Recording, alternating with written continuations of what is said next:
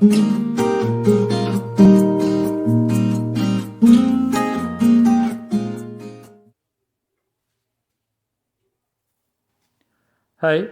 എല്ലാവർക്കും നമസ്കാരമുണ്ട് കേട്ടോ.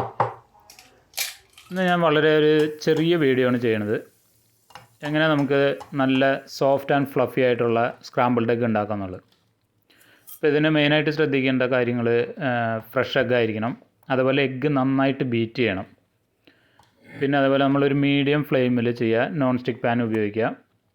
അതുപോലെ ബട്ടർ ഇടുമ്പോൾ ബട്ടർ അത് കളർ മാറാതിരിക്കാൻ ശ്രദ്ധിക്കുക. അതുപോലെ എഗ്ഗ് പാലിൻ്റെ മിക്സ് നമ്മൾ പാനിൽ ഒഴിച്ചിട്ട് ഒരു 10 സെക്കൻഡ് ഒന്ന് അനക്കാതിരിക്കുക. അതിന് ശേഷം നമ്മളത് പയ്യെ മിക്സ് ചെയ്യുക. ഒരു സ്പാക്സിൽ അല്ലെങ്കിൽ വുഡൻ സ്പൂൺ ഉപയോഗിച്ച് മിക്സ് ചെയ്യുക. അപ്പോൾ അതെങ്ങനെയാണെന്ന് നോക്കാം നമുക്ക്.